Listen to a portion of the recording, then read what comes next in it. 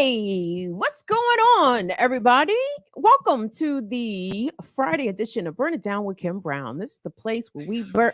Oh shit! Never mind. Hold on. I'm sorry. I keep forgetting. See, now I'm in the chat. Now I'm in the chat, and all of a sudden it start running a commercial on me. I don't. I can't win for losing. You guys know what this is. So anyway, leave me alone. YouTube, go away. Go away. Regardless, anybody. I hope you guys are doing well.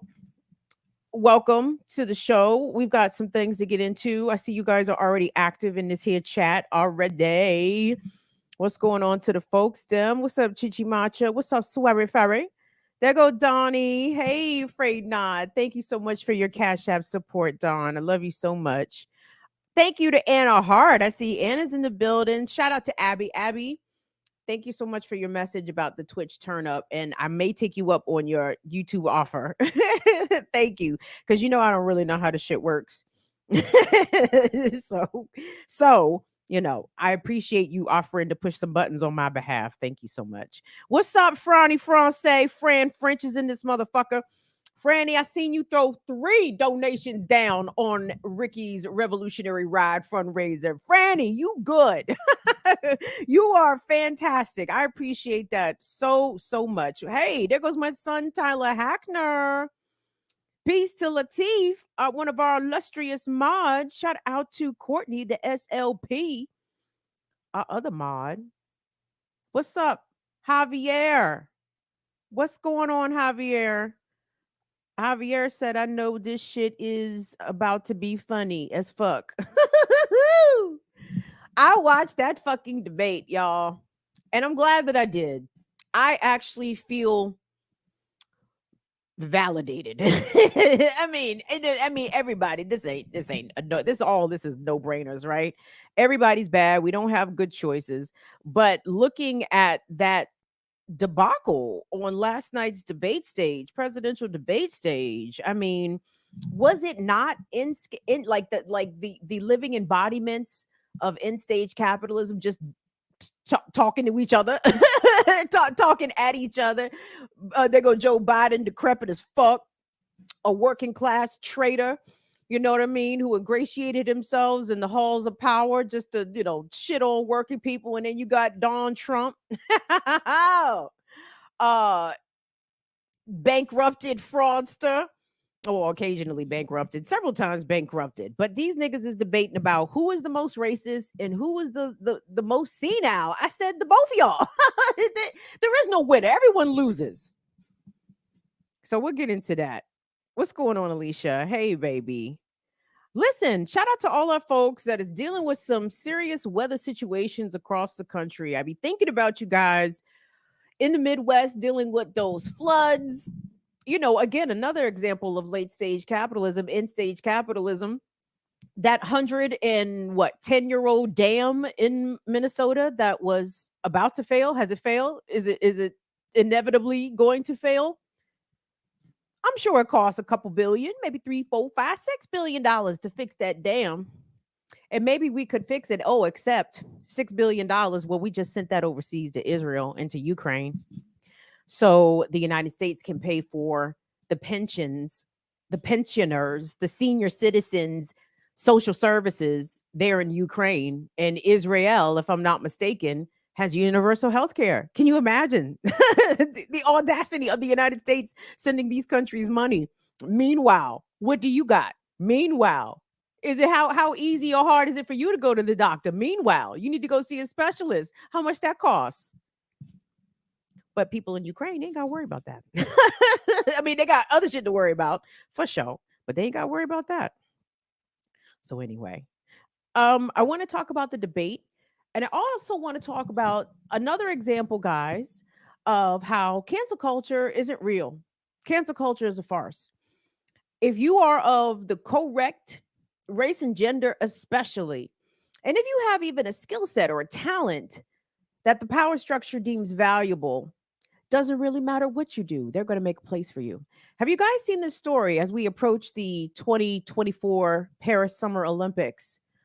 This story coming out of the Netherlands about a Dutch beach volleyball player who recently qualified for the Dutch national Olympic team. Well, this person once served time and was convicted of SAing a 12-year-old. And yet, there they are, headed to Paris on the Olympic team. Ooh, I thought there was some sort of moral code, some sort of, character obligations that Olympic athletes must adhere to. No, no, no. If you white guy who can spike a volleyball, don't worry about assaulting children. They're gonna find a spot for you. We're gonna get into that here in just a bit.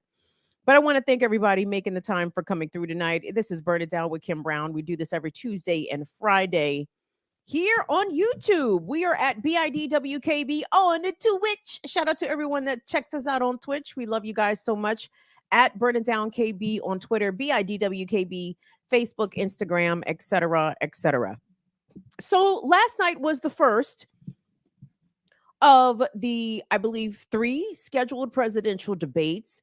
Not a usual time to have a debate on the presidential side in June of the election year. Usually the primaries are still happening, but in America, we live under a farce of a democracy, right? All of this rhetoric about protecting democracy. Well, I'm sorry. Look at the democracy that we're protecting, a 2-person race to elect someone within a 2-party duopoly, which is basically selecting an elite or another elite. You look at us with the choices. They said democracy is dead. Fuck out of here. We got choices out here, everybody. And our choices are an 81-year-old and a 78-year-old, which is ridiculous. So it's Trump, 77, 78, 80. You might as well say fucking 80. I mean, no disrespect to the 77-year-olds watching. Shout out to certain people I know who are 77 and watching, but it's 80, okay? It's 80. You might as well just go ahead and tell people you're 80 and let people think that you look great for 80, which is great. But anyway, so several things came up, and also, by the way, I wanted to let you guys know we're going to be taking a look at some of the protest scenes that came out of Atlanta outside of the CNN studios where the presidential candidates were, quote, debating. Big up to all the organizations that went down there and did that. And we're going to take a look at that here in a second. But I want us to go ahead first and take a look at a couple of clips of the debate. Now, let me just say this real quick. The talk is all about Biden's poor performance, okay? And Joe Biden, if you saw it, Joe Biden did not look what I would call with it, nor did he sound what I would call with it. We all saw what we saw, okay? And I can only blame Joe Biden's handlers for that. I can only blame whoever the fuck chief of staff is and Corinne Jean-Pierre. Everybody that's around Joe Biden needs to slap themselves upside the head, because y'all know good and goddamn well in what world is an 81-year-old ready for prime time at fucking 9 o'clock, starting at 9 o'clock, mind you, starting at 9 o'clock. Bitch, I am 45. I am done for by 10:30, okay? And Joe Biden got 40 fucking years on me. So who thought it was a good idea to send Joe Biden out there seemingly sober, which clearly was a mistake? I don't see how Joe Biden was not heavily juiced on Four Loko or motherfucking what was Joe Rogan's caffeine drink that they banned? what was Jake Paul's caffeine drink that they banned? They should have been putting that shit in the IV in Joe Biden's arm right before he went on stage, because that nigga was out there sober and he should not have been. He absolutely should not have been sober. It was sad to see. And I've even seen some Trump supporters express sort of, a pity on Joe Biden, because he did look that bad. But as bad as Biden looked, it is overshadowing the fact that Donald Trump, I don't think, is capable of lucid thought. I don't think that Donald Trump himself is all that mentally coherent. When asked direct questions, Trump started to ramble, and he would abruptly change subjects several times within the same sentence, as though someone could follow this very scattered train of thought and line of thinking. As much as Biden is getting critiqued today, I think Trump needs to be getting that same kind of critique, because Yeah, he sounded strong, but did he sound well? Did he sound like you could understand, like you were able to comprehend the points that he was trying to make? Not really. And again, when asked about specific questions, Trump could not make it happen. Could not make it happen. So where are we going to begin here? What do I have here? It says Trump's. Okay, now this was one of my favorite moments because Trump started to go on to inflation, which I actually thought was a sensible topic to discuss, even though, you know, facts, schmacks. When the fact checkers checked both Trump and Biden, everybody was lying. So, we can't take people at their word, but we can at least try to glean a smidgen of entertainment value from this. So, Trump and Biden start to spar over the inflation rate, which everybody knows is exorbitant. If you go to the grocery store, it's a joke. Try to order some food. Haha, that shit is even funnier, right? But then Trump starts to meander about the jobs and about how undocumented folks are stealing, quote, the black jobs.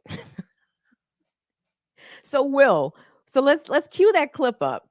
And we're going to play all of Trump's response. And when they switch over to Biden, let's pause it.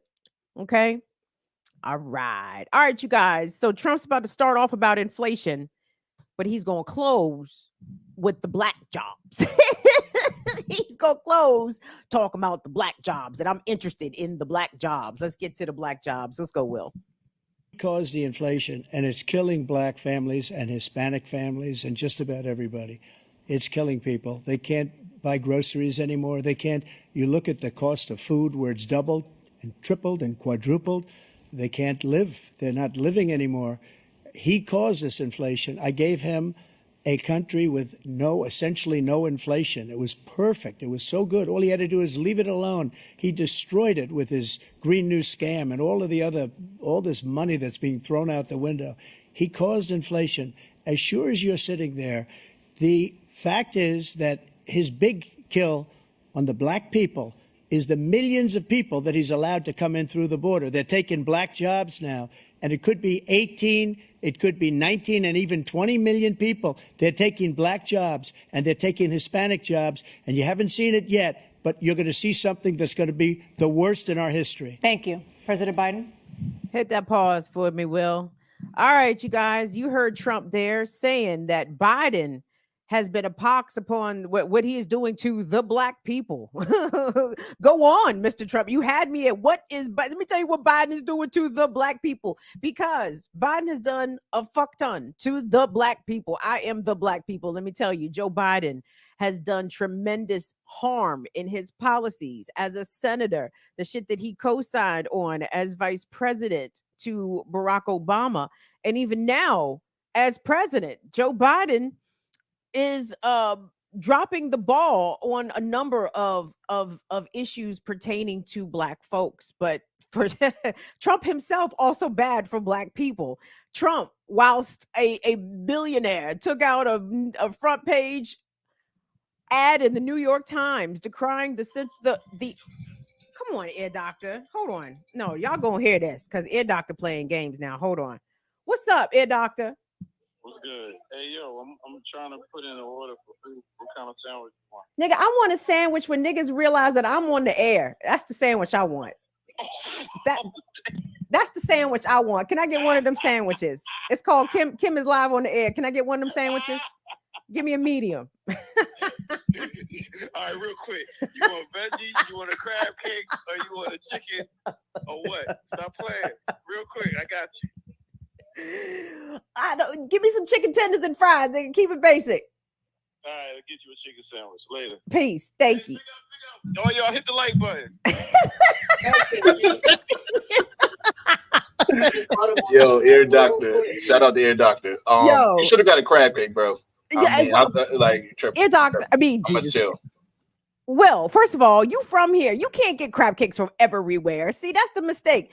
He in Baltimore, right? He in Baltimore. Them niggas is not in Baltimore. Them niggas is okay, my bad. They's in Nova. They's in Nova.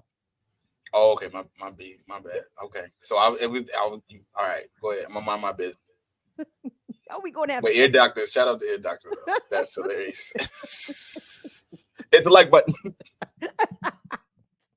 You see what I'm doing with? I told y'all them niggas don't watch my show. I told y'all this numerous times. No, like I love to see my people when they be on the Steve Wilco show. They be like, my man, he done cheated on me numerous of times. I said, oh my God, please say numerous of times again, because that's like my favorite shit.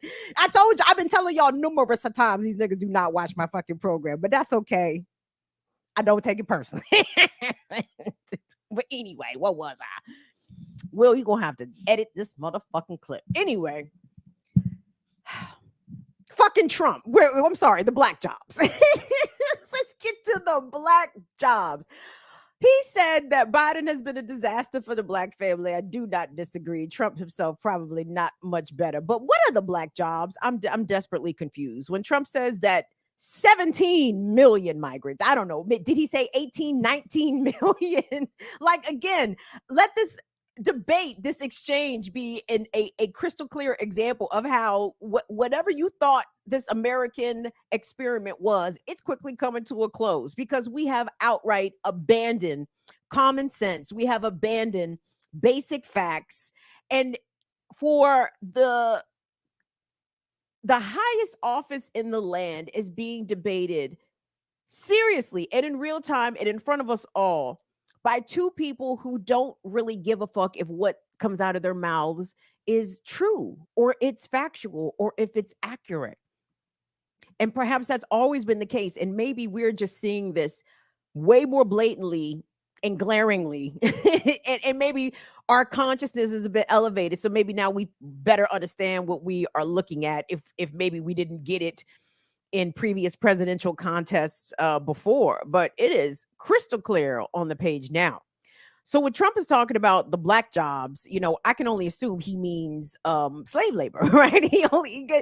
Surely he is referring to some sort of plantation work, be it out in the fields, be it operating, heavy machinery, be it road construction. I'm not really sure what he means by the black jobs and the quote Hispanic jobs, though I am curious who he thinks are taking the black and the Hispanic jobs. Who do you think is coming across the southern border?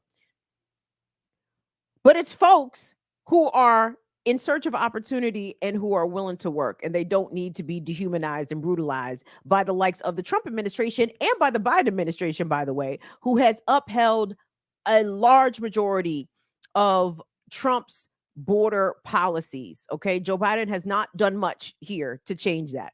But anyway, let's get to Joe Biden. Let's take a look at Joe Biden, guys. Look at this guy.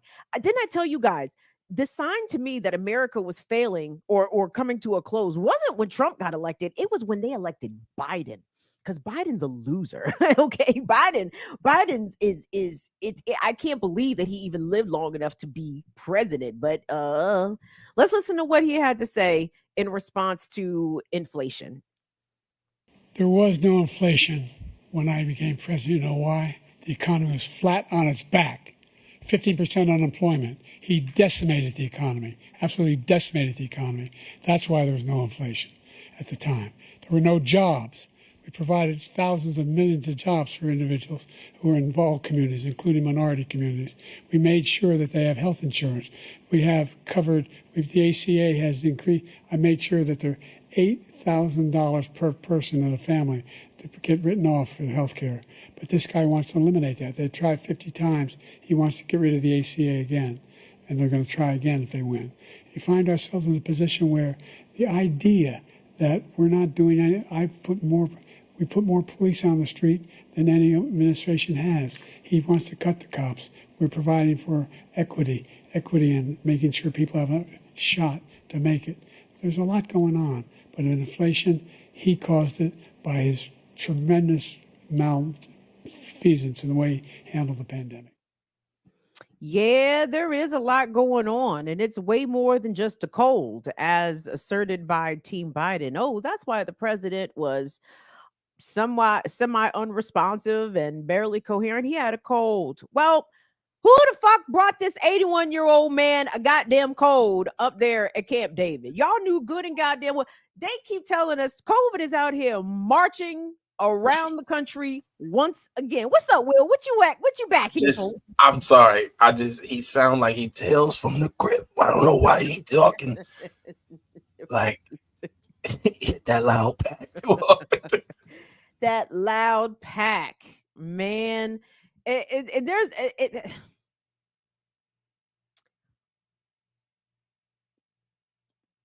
Joe Biden. Well, obviously neither one of them have any business being president, right? But it's not about that, because what I think we all understand is that whoever is elected to the White House is not who's really in charge here, right? We all understand that the presidency is a puppet, and someone else is absolutely pulling the strings from behind the scenes. So maybe it doesn't even fucking matter which one of these yahoos ends up getting elected or reelected in November, because neither one of them have the capacity to make full-on decisions, but they don't have to, as long as they have the ability to sign shit and to authorize things. They can be told and convinced to do a lot of things, and they don't have to be old to do that. But in this case, they are definitely um somewhat vulnerable elders, right? um the other part about that debate that I think was another example of how we are in the ends stages. Capitalism is drawing its last breaths, clutching, trying to hold on to power for as long as it can, for as long as it can. The performance of the moderators, I think, was abysmal. I think it was very telling. And I think it was revelatory of the state of American journalism. You had Dana Bash and Jake Tapper, better known as Fake Tapper. I heard one of the black conservatives actually call him Fake Tapper. I said, I like that. I said, okay. Yeah, I see. Again, the only conservatives that can kind of get off somewhat okay zingers are the black ones, right? The white ones just be corny. And not to say that the black ones don't be corny, because them niggas be corny as shit. But I will take Fake Tapper and I will chuckle at Fake Tapper. So you had Dana Bash and Fake Tapper literally just asking questions, repeating the questions, making Biden and Trump aware of the time that they had remaining on their answers. There were no follow-up questions. There was no real fact checking at any point. And that's how American journalism is. You ask the question, whatever answer you get is the answer. You don't follow up, you don't challenge, you don't, with any forceful way, try to compel these politicians to answer your questions directly. I did hear Data Bash and Fake Tapper, like, for example, when Trump was asked about what he intends to do about climate change. Actually, is that the clip that I have here, Will?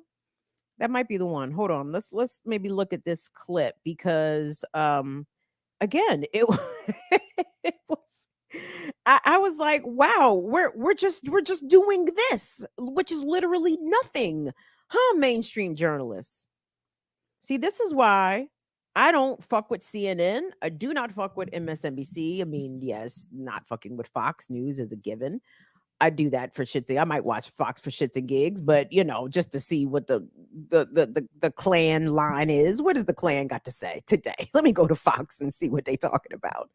But no, the mainstream cable news is absolute garbage. And last night was part and parcel of why or how that is. And we got to see that very, very clearly. So, actually, this is I wrote this down. The description that I wrote for this clip is that Trump and Biden spar over who was the least senile and over their golf game. Okay, that's that clip. Hold on, real quick. So when Trump was at, and I don't have this, and I'm mad at myself that I didn't pull this, but when Trump was asked directly about what he intends to do about climate change, he says, I want H2O. I want the most perfect H2O, the most pristine water, the cleanest air. And then he diverged off to another tangent that had absolutely nothing to do with climate change. And Dana Bash came back and said, I just wanted to, she came and tried to ask the question again. He gave a 3-second answer and then proceeded to go off topic and start rambling once again. And then that was the answer. That was the answer. And that was Trump's response on climate change. That was Trump's response on the election results, whether or not he will honor them even if he loses. That was his response when asked directly about the cost of childcare. For as much as Biden appeared to be clearly diminished, sundowning, if you will, right? I'm sorry, Trump was just more forceful and clear with the strength and command of his voice. His answers were no more coherent or logical than Joe Biden's answers. And everyone keeps saying that Trump won the debate. Nigga, was y'all listening to Trump? Because I didn't see how Trump won it outright. It just seemed like everybody lost. So anyway, here these old geezers go, joning on each other about who got the most smarts, who got the most marbles left. And then it devolves into what I thought was the most honest part of the entire night is when you have two elderly, powerful white men of some means getting the most personal when it comes to shit talking each other's golf game. I said, this is peak American leadership right fucking here. Will, let's take a look, please. To take a cognitive test. And you know what? If I didn't do well, I aced him. Dr. Ronnie Jackson, who's a great guy when he was White House doctor. And then I took another one, a similar one. And one of them said they've never seen anybody ace him. Thank you. President Biden? You can see he is 6'5" and only 223 pounds, or 235 pounds. Oh, you said 6'4", 200. He's So anyway, that's what you're. Anyway, just take a look at what he says he is, and take a look at what he is. Look, I'd be happy to have a driving contest with him. The reason I got my handicap, which when I was vice president, down to a 6. But by the way, I told you before, I'm happy to play golf if you carry your own bag. Think you can do it?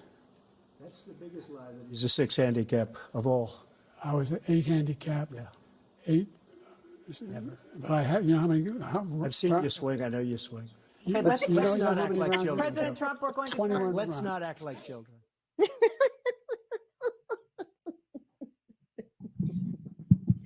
Guys, the ease in which Joe Biden very casually told us that during his 8 years as vice president of the United States, he managed to get his golf handicap down to 6. Nigga, what the fuck was you doing as vice president? You was just out there working on your goddamn golf game. Is that what I'm to understand here, Joe Biden? Get the entire fuck out my goddamn face. And then here come Trump. Can I say this though? I honestly feel as though Trump took it easy on Joe Biden. I feel as though when Joe Biden was muttering and mumbling and barely audible, incomprehensible. I don't know what the point he was trying to. Well, I think I get with the joke he was trying to make about Trump's height and weight is that clearly at 6'4", Trump definitely does not weigh 235 pounds. Like, okay, but so what? What does that have to do with the topic at hand? And then here they go switching it over to golf. And guys, if you guys know anything about the elites, if you spend any time around them, you know that golf is the gentleman's game. That is where a lot of power deals, business, political, otherwise, are negotiated, right?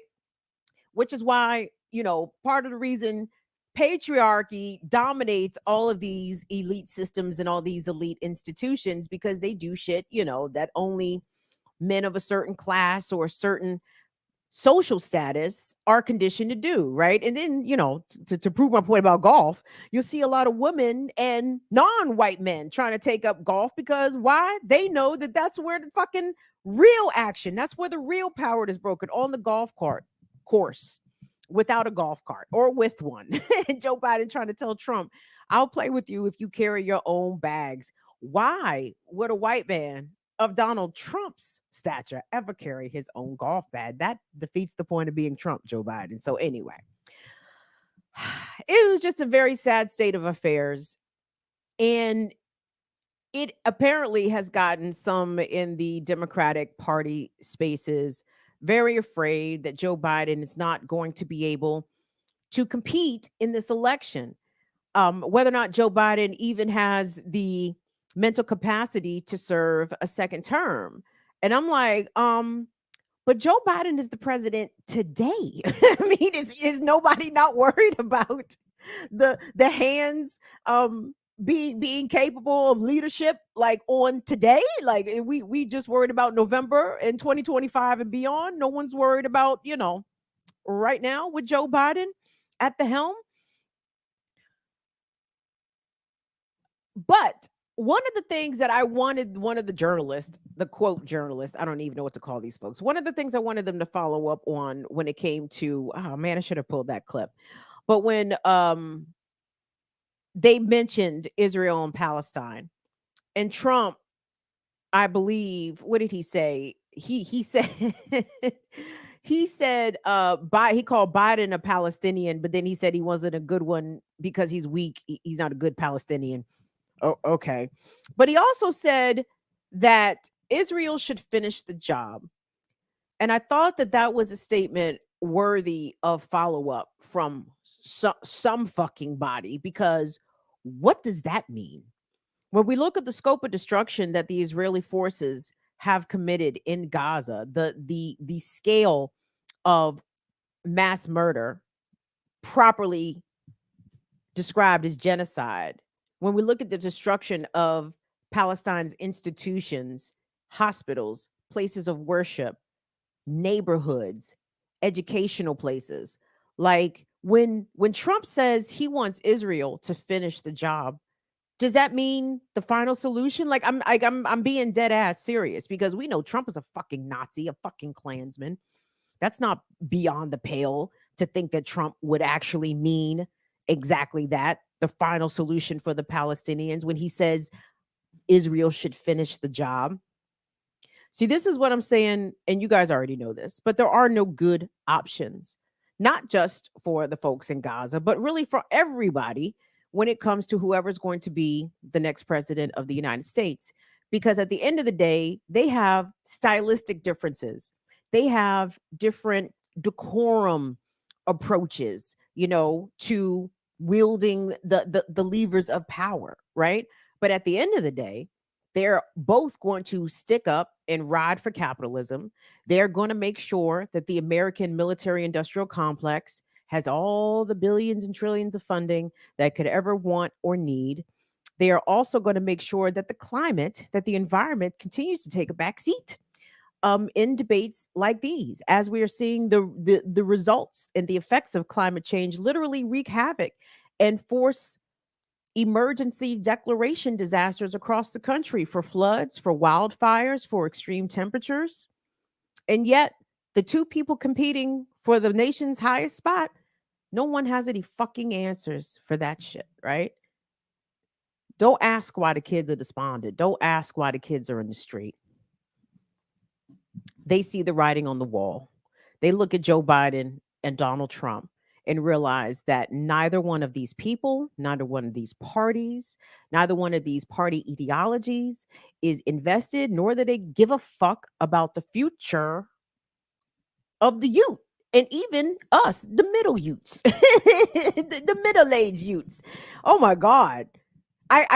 Anyway, I do worry about becoming an older person in this country. Like, I think, don't say the old people don't have it great now, but I can see, in 15 years when I'm 60. Shit. But anyway, when I said the kids are in the streets, the kids were literally in the streets down there in Atlanta outside of CNN studios. Hundreds, maybe even thousands mobilized to express their disapproval, their displeasure, their outright contempt for both candidates.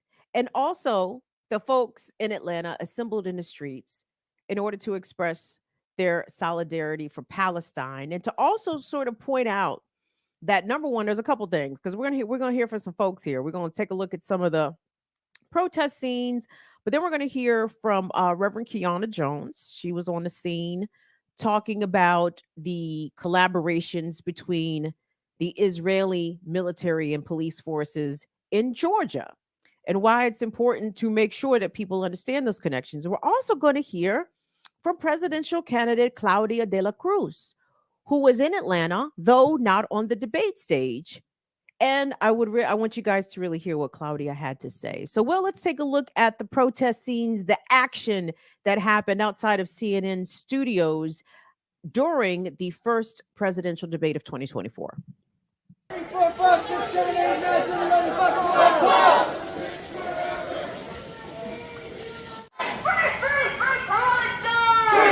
Free Palestine! Free Palestine! Free Palestine! Free Palestine! Free Palestine! We are free Palestine! We are free Palestine! Free Palestine! We are free Palestine!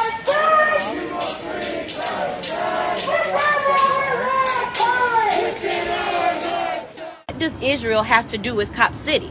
What we are calling for an end to the Georgia International Law Enforcement Exchange, which brings the same Israeli occupation forces that are murdering Palestinian children right here to Georgia to train our police officers, and then they turn around and murder black children in the street. They murder unarmed citizens simply because they refuse to sign a parking ticket. We are calling for an end to the genocide, not only in Palestine, but here in Atlanta, because we realize this connection is one that cannot be denied. There is no lesser of two evils when both Biden and Trump have backed the slaughter and genocide of Palestinian people, not only in the last 9 months, but over the last 76 years. There is no lesser of two evils when both Biden and Trump have built their political careers backed by corporations, Wall Street bankers, and the billionaires of this country. The people cannot afford to have the worst two people in this country, a war criminal and a corporate billionaire, be the only options for the highest office in this country. Regardless of who wins this debate tonight, the people will continue to suffer poverty, housing crises, lack of access to health care, because in this debate, there is no winning for the people. The winning for the people happens in our struggle against the capitalist system that they defend.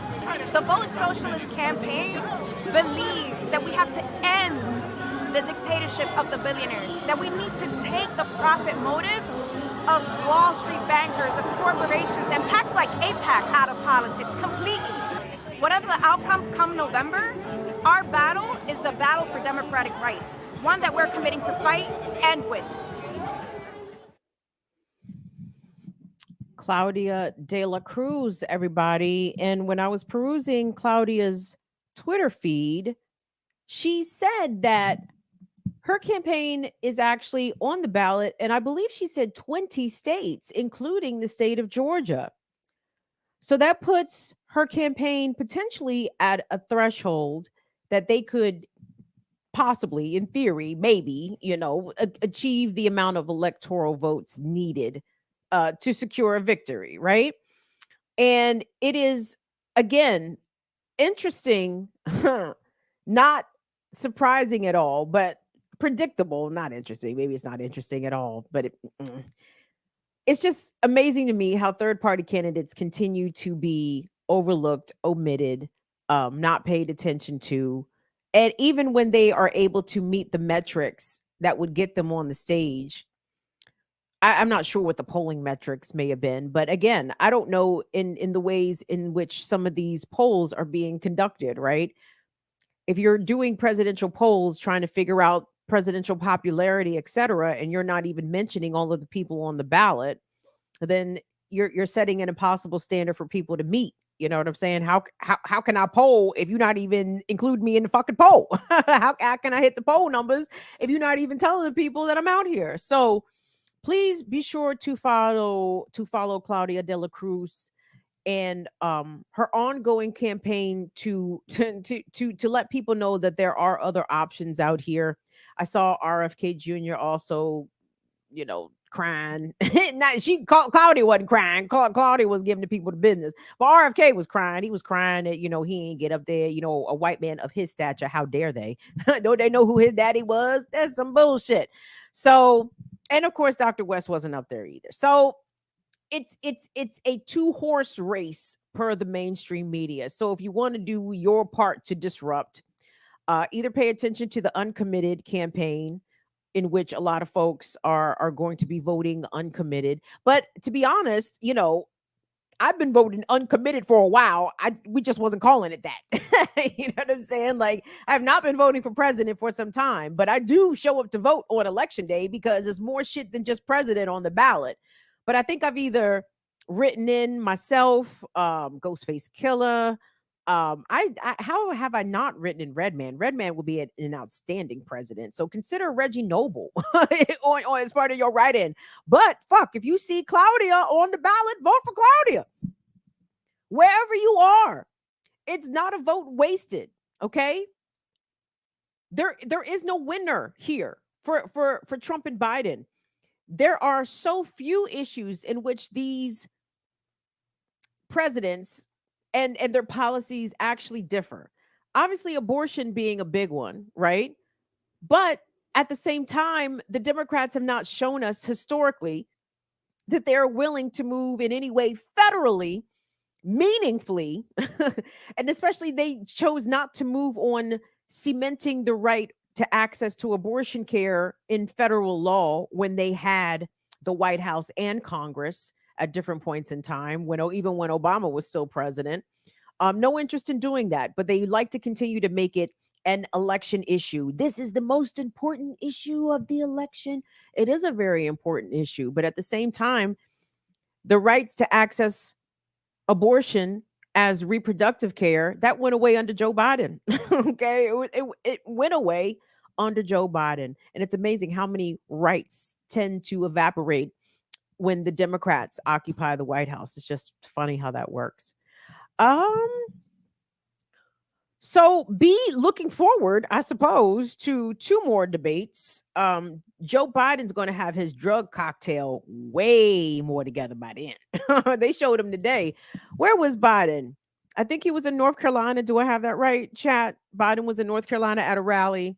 Looked a lot better. Again, clearly the drugs that he must have declined on on debate night. He accepted them shits to go to that North Carolina rally because he sounded way more with it, way more alert. And again, the president is not suffering, or was not on debate night, suffering from a cold. Okay, you cannot wheel out 81-year-old people at 9 o'clock at night. And I'm not even being funny. I'm being dead ass fucking serious, because I just don't think that was a realistic expectation that Joe Biden would have a good performance, because old folks go to bed early. Y'all don't know this? Everybody knows this. My granny lived to be 92. When she was in her 80s, granny was in the bed by the time the sun went down. Okay. And in fact, I was only around her in the summertime, but so summertime, sun going down like 8:30, granny is absolutely in the bed by 8:30. Now she's not asleep. She's sitting up watching or listening to the ball game, either on the radio or watching the Cardinals on TV, right? Granny's awake, but she is in the bed. Joe Biden would have that was just the look of a man who really wanted to be in the bed. Even if he was just sitting up watching the ball game, right? That looked like a motherfucker who really wanted to be in the bed. And all of his people knew this, and shame on them for trotting out that man sober, sober like that, for him to fall flat on his face in that way. But I just don't want, I want you guys to just remind people, as bad as they say that Joe Biden sounded, which he did, as bad as they say Joe Biden looked, which he absolutely did, the only difference between Trump and Biden was the strength of their voice. When it comes to the substance of their answers and the coherency of their thoughts and shit, them niggas was about neck and neck. They was about neck and neck, if that, right? So anyway, fuck them niggas, both them niggas, a pox on both their houses.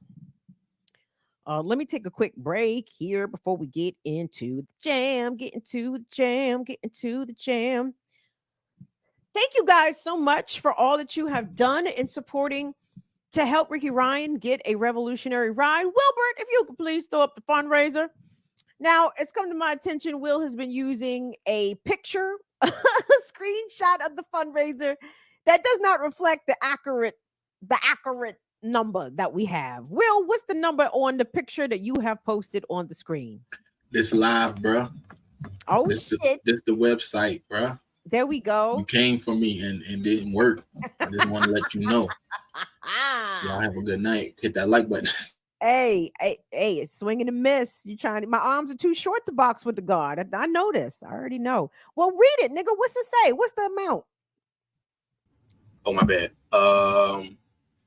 3,898. Hey. 77 beautiful, amazing people that are willing to give. And, you know, I appreciate y'all because, you know, I like being right about shit. And I feel like, you know, this is one of them things that y'all don't tell Kim. She was right. Get the people to work and help Ricky out. And, you know, I'm always for the people. So I love when y'all do stuff like this and show that people care, you know, and, you know, people's like, yo, here, don't worry about it. With love, here you go. So, you know, I love that. And I appreciate y'all for that. And again, hit that like button. All right, I'm gone. Thank you, Will. And yeah, let me just piggyback off Will, what Will's sentiments are. In less than a month, everybody, this fundraiser has raised almost $4,000, which is incredible. I was prepared and quite comfortable with the idea. Oh yeah, we're gonna rock this joint all summer. You know, we get some money by the time we get to August. Not y'all. Y'all said, what you say, Kim? Ricky needs a car. Look, we got to open our wallets and open our purses in tremendous ways. So I just wanted to thank everybody. Thank you, thank you, thank you. If you donated any amount, it is so appreciative. You guys are incredibly generous.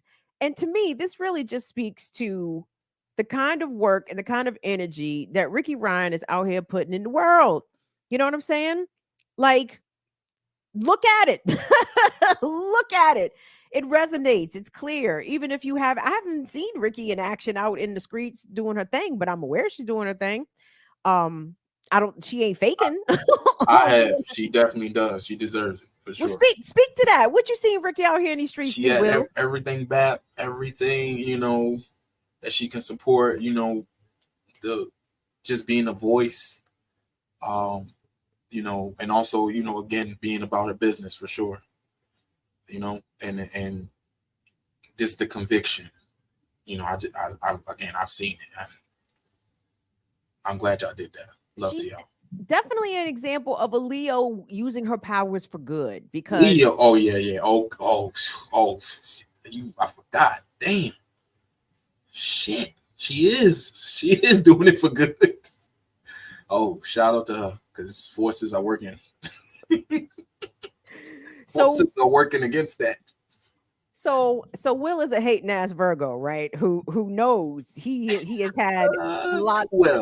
He's had a lot of experience with not even bad experience, but with Leo women. So he know who he dealing with. When I be on my bullshit, Will understands what time it is. So Will, when I say that Ricky is out here, a Leo woman using her powers for good, Will know exactly what I mean by that because Leos, male and female, and maybe even non-binary, can easily be on some bullshit. Easily. It's real easy as a Leo to quickly get on your bullshit. But Ricky is using her powers for good, okay? Not for fuckery, which is a credit to her character. And she should be rewarded. So we're going to reward Ricky with a revolutionary ride. Anything that you can contribute. $5 or more, because GoFundMe is a little bitch out here because they don't let you just drop any amount. You got to at least throw 5 on it. So let me acknowledge all the folks, everybody that's part of the Fire Fam, part of the remix crew, the remixers crew who threw down. And so I'm not gonna hit y'all in the head. I'm just gonna nudge your head, just nudge it. Throw a little bit more down on it, guys, because we are mighty, mighty close to being fully funded. So it's not just for the ride. We want to put some bread in Ricky hand. We want to make sure that the revolutionary whip, you know, because we're not going to Coons Ford. Y'all might even know what Coons is. We're not going to Orisman Toyota. We're not going to the dealership is my point. So we're going to have to make sure that the revolutionary ride is road worthy and road ready. So may have to put a few bucks into it. So anything that you guys can do, click the GoFundMe. I'm pretty sure Will has dropped it. If not, Latif, if you would not mind dropping that in the chat, I'm sure he already has. Throw down on it, y'all. Just $5. If we can get 100 donors, that would be awesome. And we're only 30 or so, 20 or 29 or so donors short of that. So again, if we get 20 more people throwing down $5, that would be amazingly and beautiful. Will, real quick, did I see somebody either become a member or we did have a recurring member come back? I saw the green box over there in the Yeah, corner. we got a couple of super chats. Thomas, Jerome Newton, Mark said it. The vampires of finance, the undead. Shout out to John Kemper. Hey. Trump will say anything. Biden didn't get enough drugs to speak. That's facts. Shout out to Lorraine, the hearts, the beautiful heart people, and Mr. Faulty. Shout out to him. He chasing his kids around the mall. Mr. To the Faulty, show. that? The ear doctor calling me in the Oh, middle of my shit. goddamn show, Mr. Faulty. This nigga, Oh, you that's heard his, it? that's his what's that shit called? All the Damn, his ego. spam account. His, That's my spam account. Y'all spam me on that. All right. Mr. Faulty. Thank you, Mr. Faulty. Thank you, John Kemper. Thank you, Mama Lorraine. Thank you. What was the first brother's name? He dropped his whole government. Just hit me with this. Hold on. Thomas Jerome Newton. Thomas, how you out here on YouTube with your full government? That's bad. You need to Either shorten that. scamming real hard or not at all. You know? Thank you, though, Thomas Jerome. Thank you for your contribution and for your support. We appreciate it. If you guys want to support the channel, you can do so. BIDWKB, all the cash platforms everywhere. That's us on Venmo, Cash App, PayPal.me/BIDWKB. Did I already thank you, Seth and Dawn? Did I thank you, Infinite Content, for your super chat support? I appreciate you. And we also have a new patron. New patron, hold on. Give me a second. I'm coming to you. Let me come to you, new patron, after I finish the show. Because as you guys heard, the Remix Morning Show is in town. Shit. I ain't never met these people. It's going to be great. It's going to be tomorrow, Saturday, June 29th, starting at 1 p.m., 1301 Connecticut Avenue, Northwest, DC. If you're in town, if you're around, you can come kick it with your Remix Morning Show homies. Everyone's going to be there. We're not going to do y'all like Wu-Tang used to do us back in the day. Wu-Tang, as awesome and amazing as they are, they were known to play with your money, okay? Everybody, every Gen Xer knows this. Everybody knows that Wu-Tang would absolutely fucking play with your money. You know what I'm saying? I'm glad they grew out of that. But we're not going to play with your money, number one, because this is a free event. And number two, everyone's going to be there. Kamau has touched down. Y'all heard the ear doctor is in town. Me, Jackie, and Jared and Ricky Ryan is already round. Yeah. So only thing that's going to be missing is you. So don't miss out. You can also tune in, I guess, on Patreon. Don't ask me how that works. Something's happening on the Black Power Media Patreon, which we have not yet changed the name. So anyway, but so join us tomorrow for the live Remix Morning Show in Washington, D.C. I am terrified. I am terrified. Abby, I almost called you today to tell you that I am a little nervous. I'm nervous because but I don't know why I'm nervous. I have no reason to be nervous. No one's a weirdo, right? No.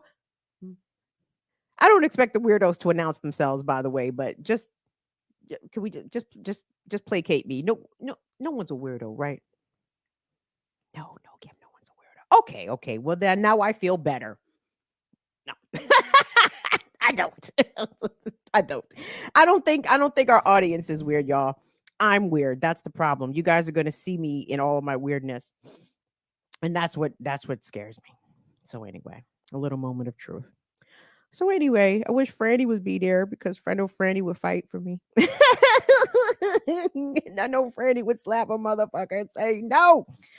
What's up, Damien? Is that Damien down here? Who is that? Who am I seeing in here? Peace, Silver. You getting on the train? Come on down here.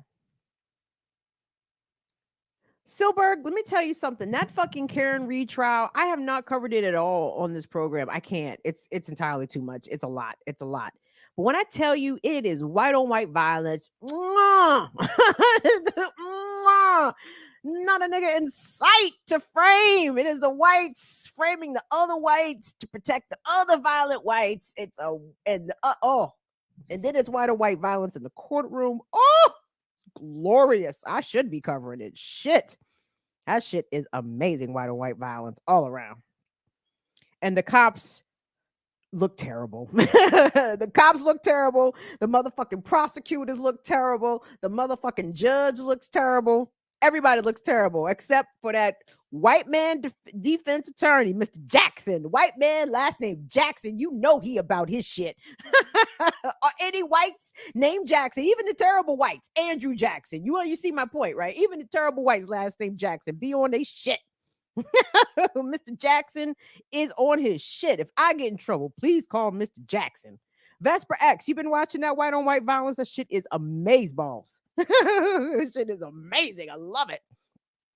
Northern Witch, you've been watching that shit. I know all the whites. Everybody is tuned in because it's an amazing piece of white on white violence. It's white on white violence. It's wild. So anyway, hold on. Let me set up straight here and get myself together. Because this next story that I have is it's just I'm here to make a case, everybody. There's a lot of different beats of which I'm here to make a case about. And the fallacy of cancel culture is something that I'm going to continue to beat the fucking drum about loud as hell. Do me a favor, engage with the video. Burn it down with Kim Brown Tuesdays, Fridays, 7 p.m. Eastern time. Give us a thumbs up, subscribe to the channel, consider channel membership. Follow us different places around the internet at BIDWKB. So the Paris Olympics are on the way. Yup. And as we are seeing, you guys been watching the U.S. qualifying, et cetera, all these amazing blacks and whites, I gotta say, and Asians. Everyone's coming out and representing. Shout out to Simone Biles. Big up to Noah Lyles. Big up to Katie Ledecky. DMV representing. But I want us to go across the pond to the Netherlands. Ah, yes, the Dutch. A colonizer, not the Dutch colonizers don't get their proper disrespect as we give the English, the French, the Spanish, the Portuguese say, you know what I'm saying? The Dutch ain't shit. Okay. I know Amsterdam is cute. Y'all like to go over there and smoke up your little hashish, and that's cool. But when it comes to all kinds of things, the Dutch truly are not shit. Hold on, let me get to my doc here. And one example of that has to do with the recent addition to the Dutch national Olympic team. It's been revealed. Will, if you could put up the article for me from the New York Post. And I know you guys are like, Kim, don't you know the New York Post is a rag? It is. To be fair, the New York Times also a rag. And if you don't like the Post, then that's fine. The New York Times also a noted rag. Confirm the story, as have a number of different outlets, because this is documented and clearly on the record. And the headline reads, the child rapist who spent 4 years in prison will play on the Dutch Olympic volleyball team. Ha! Isn't that something? And the quote says, meets all the qualifications. Well, of course he does, because he is what, y'all? A white. And also who, y'all? A man. That's right.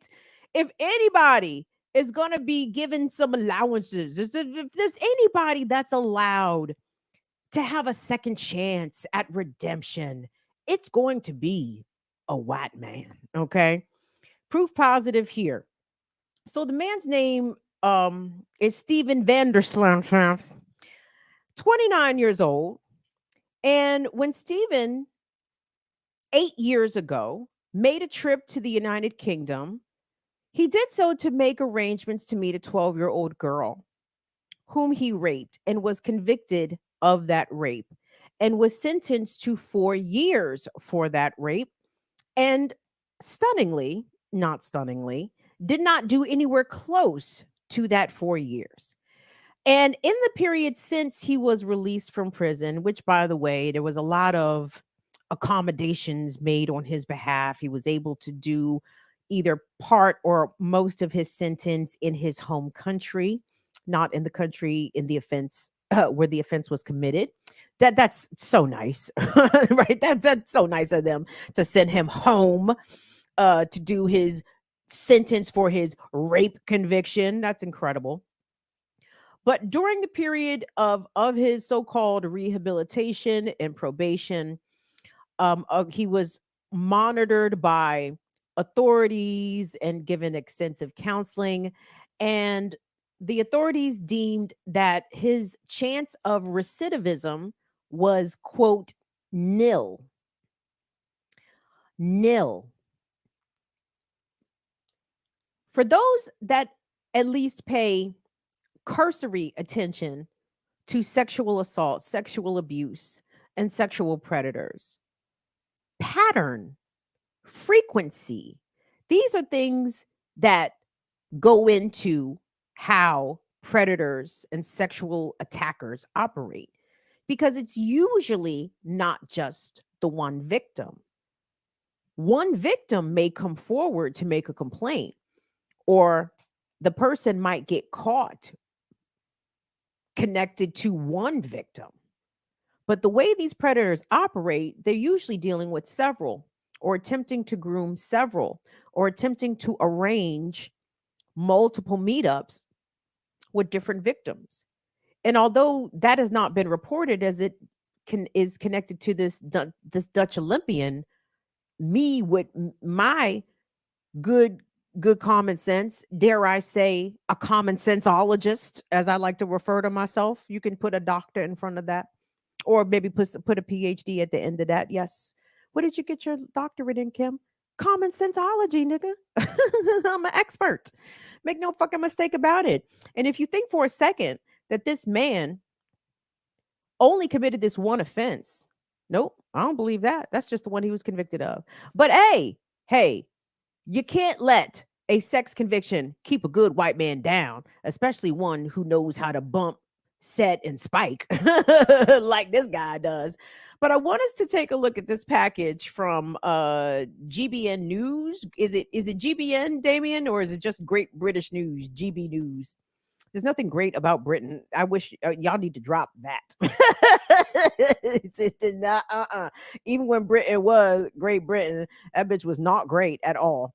So that's a misnomer. We need to work on that.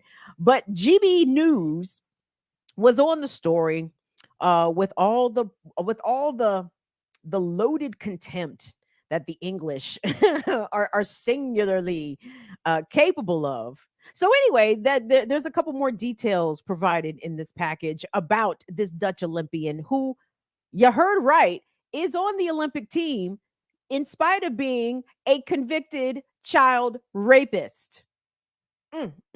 Let's take a look.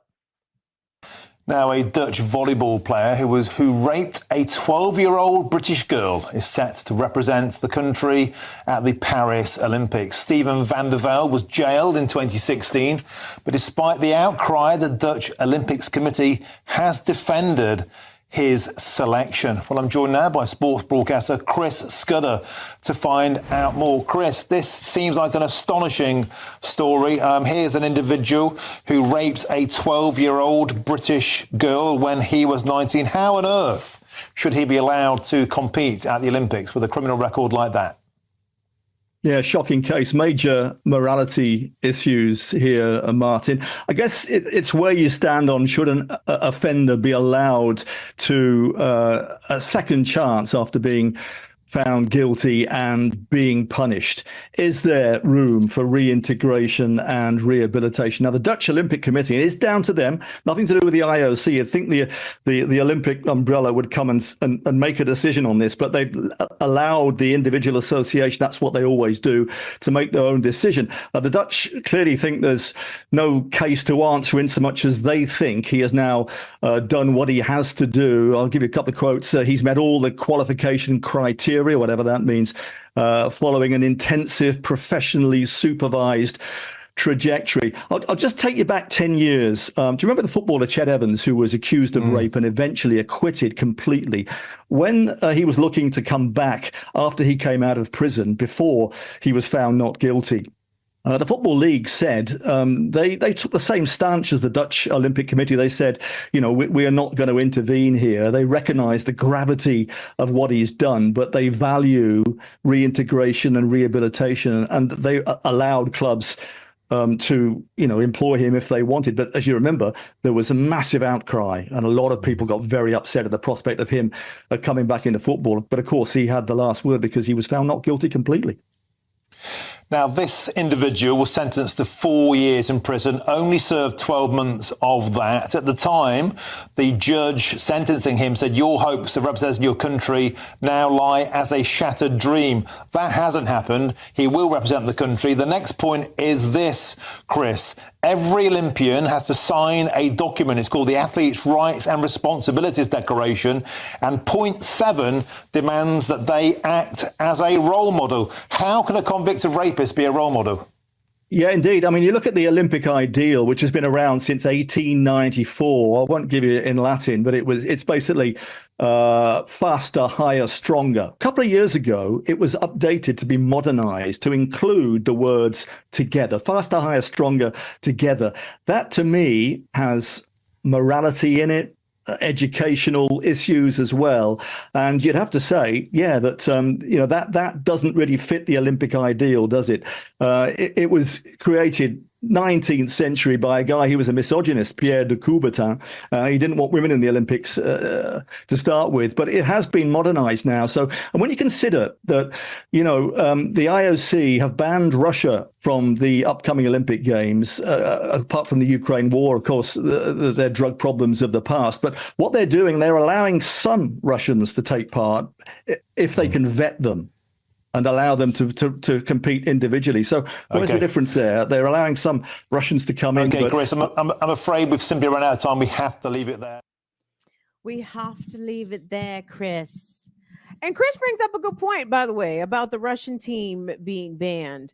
The Russians, well, obviously on the outs with the international community at large, but I think it was Beijing or the couple Olympics ago, some of the Russian athletes were accused or credibly accused of doping.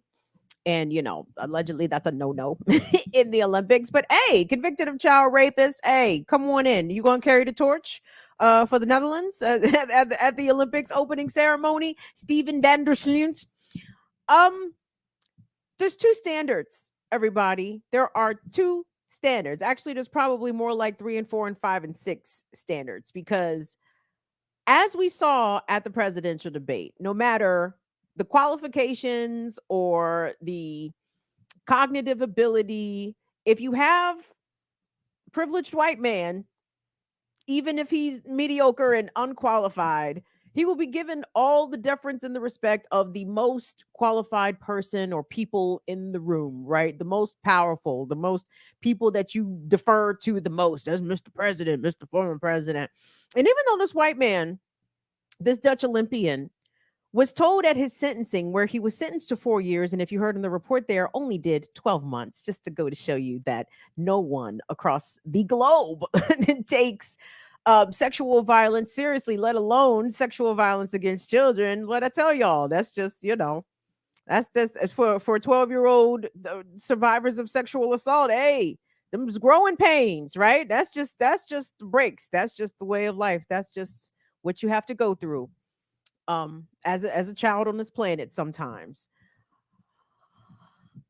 When they say that he has met all the rules and exceptions and standards, I think that even if he was able to meet those rules and exceptions and standards, it's because he had the most help. When we talk about people, especially in this country, especially Black people, especially Black men, when they come out of prison, they usually do not have access to resources. They sometimes they don't have access to stable housing when they immediately come out because of their records. It is difficult for them to obtain employment, for them to enroll in school. Like, there are a myriad of challenges that Black folks who are formerly incarcerated face immediately upon hitting the street.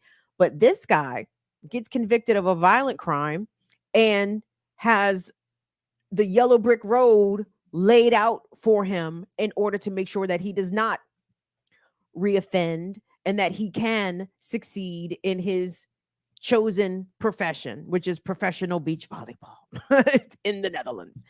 And he's allowed to do that. He's allowed to pursue his dreams, to complete and achieve his dreams. He's going to the Olympics, everybody. That child sex conviction did not keep him off the Olympic team. And this is why I tell you guys that cancel culture is nothing. It does not mean anything. When we look at what people supposedly get canceled over, when we run down that list of folks that have committed the offense of sexual abuse or domestic violence or this, that, and the third, it's a farce. It doesn't apply because there aren't really societal consequences for harming women and children, right?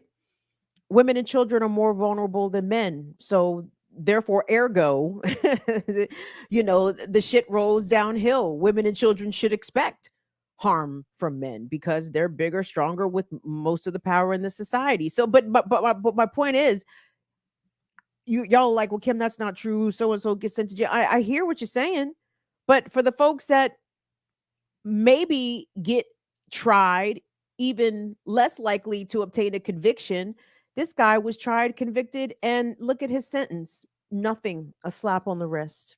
No one takes sexual violence against children seriously or against women seriously for that matter. And when I think about what Sha'Carri Richardson has gone through, right?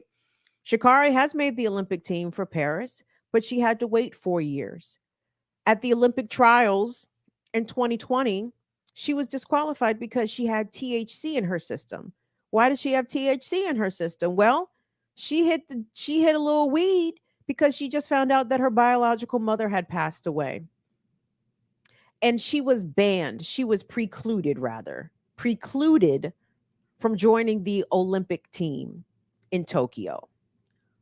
I'm also thinking about Caster Semenya, the South African sprinter, who was not allowed to participate in some of her best events in track and field in 2020 because the IOC refused to let her compete because she did not want to submit to hormone testing.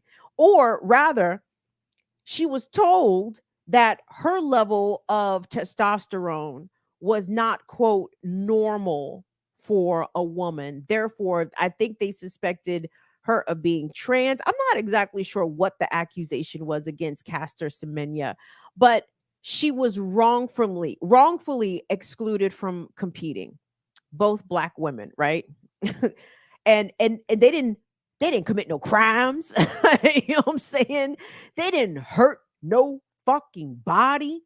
They didn't do anything that would enhance their performance, right? I'm standing by Caster Semenya. I know she wasn't, I don't know, but I am willing to venture she was not taking any performance enhancing drugs. And if she did have different levels of testosterone in her system, every human body is different. Everybody's body has different levels of every fucking thing, right? No one questioned Michael Phelps, who is shaped like a dolphin, right? Like nobody said, oh, well, Michael Phelps' arms are 7 inches longer than the average swimmer's arms. So therefore he can take longer strokes. So therefore his physiology is default unfair to other competitors because his body is shaped different that allows him to perform better, right? That's what happened with Caster Semenya, but no one saw it that way. They said, "Oh, Black woman, we can't. We have questions. Oh, you want to guard your privacy? Oh, well, then you can't compete." Sha'Carri Richardson, oh, you were experiencing emotional trauma. You ingested a substance that the last time I checked, THC does not help track stars. Okay, like.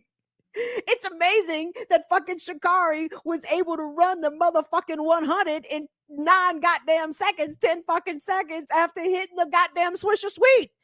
If anything, she needs to be put on the team for being extraordinary for being a goddamn superhero. Imagine a weed smoking track star, dusting niggas. Oh, incredible. Actually, she needs a medal for that. But the ways in which exceptional Black people, we're using the athletic realm in this instance, the ways in which exceptional Black people will be, especially women, will be precluded and not allowed from literally the opportunities of a lifetime. Okay, for all Olympic athletes, usually the window is relatively small. Okay, of course, and we're seeing Black athletes like Simone Biles, just destroy that all the way, because she is Simone Biles and she's amazing. But not everybody is Simone Biles. Most Olympic athletes got to hit that window, that 18 to 26 year old, and when you're forced to wait 4 years, that can absolutely throw off the entire trajectory of what the potential of your athletic career could have been, at least on the Olympic front. So it's amazing that this white man, Mr. Steven Vanderfloot, they didn't let that happen to him. And that's why I want you guys to know. Anytime you guys hear something about, well, I don't want to say XYZ because I might get canceled. No. Now, if you're a Black woman, you might get canceled. So yeah, you might want to think twice. See, me, I've been canceled, so I don't give a fuck. Dog, I'm going to say anything that I want to say because I cannot be canceled more.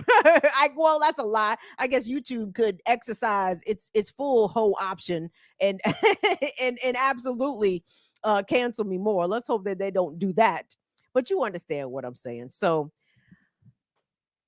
example number 4080, that there is no cancel culture. And y'all be sure to watch that Dutch volleyball team and keep an eye out for the convicted child rapist who's going to be representing his country, which sounds fully appropriate for the Netherlands. And on that note, beloveds, I'm going to bid you all an adieu. As you heard, the ear doctor has a chicken sandwich with my name on it. So I think I'm going to attempt to head in that direction. We are, so what happened was, so Kamal's flew in, ear doctors flew in, everybody else is local. So they rented a place for everybody to be able to stay. And it's a nice place. But in case we post any pictures from said place, I just want y'all to know it's Airbnb. Like, we didn't buy. I know we have renamed ourselves Black Liberation Media with the acronym BLM. And I know allegedly some other organizations with the same acronym has been known to purchase multi-million-dollar properties and like not let anybody come there. But I just want y'all to know that even though our acronym is also said acronym, the place that we are staying does not belong to us. It doesn't. It's an Airbnb. And let me just say this, by the way, if we did have $6 million, if we had $6 million and bought one fucking house, I would drop the location so y'all could come fuck us up. Because I think y'all would be entitled. If we ever amassed $6 million and literally bought one fucking house, that's y'all can beat everybody's ass. Well, some of them you may not be able to beat. Ricky Ryan said her hands is nice, so maybe y'all wouldn't beat Ricky ass, but the rest of us y'all might be beaten. If we had $6 million and spent it on one fucking house. So anyway, Will, do we have any other people drop us some gratuities before we say goodnight to all of our Negro and non-Negro friends? Nope. You don't be paying attention. You don't be paying attention. On the way out. Yeah, I do. Nah. Somebody dropped something. I saw a blue box go up there, shorty. 2 Fs, 5, a super sticker. We said that. Alizarian and Afraid Not. We didn't say any of those, Will. Oh, damn, my bad. Run them back. The 2 Fs. What's up, Franny? Franny put 3 donations on Ricky's fundraiser, y'all. Franny for about it. I'm telling you. No, did she say anything? Did anybody say anything? No, it was just a super sticker. Alizarian said truth, justice, love. Thank you. West. I think I say Alizarine. Alizarine. I'm sorry. But I don't know if I'm saying it right either. So we might both be saying it wrong. So I just wanted to say that. My apologies. And so you said who else? It was not. What did Donnie say? Kim, you rock. Thank you, Dawn. Thank you guys. You guys are fantastic. All right, y'all. Whew. Will you coming to the live? Yeah, I think so. Really? I might pull up, throw a bean pie or something like that. Did somebody, what's that at the bottom of the chat? Someone became a member? Look at me. Let me see. I'm seeing the colors. Oh, African period. Shout out to them. African period. That's the name. African period. Mm-hmm. I dig that. Thank you, African period. Yes. Okay, well, I might see you there. All right. You know what I'm saying? Don't be running up on me. I'm scared of big black men and shit. You know what I'm saying? Man, I'm the only nigga you know there for real. What? I know Jackie, nigga. You met Jackie one time in a motherfucking you had, don't be reading me in front of my audience, nigga. Don't be reading me. I bet I was gonna be there to support. I was like, let me show up so this nigga won't feel alone, or whatever. But Well, that's real, Will, because you're right. I've only met Jackie and Jared one time. Like, oh, what's up? One time. And then I've never met Kamal or Ear Doctor. Never, not never. But see, am I going to be able to get these light skin jokes off in person, or am I going to get scared? Because now we face to face. It's different. Them jokes land different in people's faces. You know what I'm saying? You little, so it might land the same. And like, she's so small. She's so little. But Jackie's littler than me, though. Jackie's littler than me. I'm 5'2". Jackie is a 5 foot, a 5-footer. And we'll and rip you a new one. You said what? I said, and we'll rip you a new one. Yep. I don't want to get cussed out by Jackie Luke Bond. Jackie gonna be there too? Jackie is gonna be there. Everybody down there. I think everybody except me at the moment. If Kamal has landed, which I think he has, so. Oh snap! Real world. Real world, Northern Virginia. Nigga, and we all the ages of the first cast of the Real World now. You feel me? Like the first Real World, everybody, all them niggas is 55 plus. It's 40 minutes of y'all just on y'all phone. Instead of everything. Y'all just be on y'all phone. It's the Real World, Navy Yard. All right. Anyway. Real World remix. Hilarious. I'm gone. Hit the like button. Thank you. Thank you, guys. All right, y'all. Will's gone. I might see y'all tomorrow at the live. A couple things. If you come up to me, announce yourself, please. I'm okay with being tapped on the shoulder. Usually I don't like strangers touching me, but if you need to get my attention, you have my permission to tap me on the shoulder like this. Don't be like, oh, please don't come up and hug. Like, oh, whew, I'm getting anxious just thinking about all the scenarios. I'm like, whew, starting to feel away. But you guys are aware of my situation, right? Okay, those that are, if you know, you're aware of my situation. Don't scare me. I mean that. Do not scare me. Do not. Just be nice. Just tap me gently and say, hey, Kim, it's so-and-so. And please use your screen name, because I don't know y'all niggas government names. Don't be like, oh, it's me. Sweary Furry, I know your government, but but don't be like, hey, it's Christina. I'm like, who the fuck is Christina? Oh, Sweary Furry. Okay, yes, you got to use your screen handle so I know who is who. Jesus, it's gonna be fine. Everything's gonna be fine.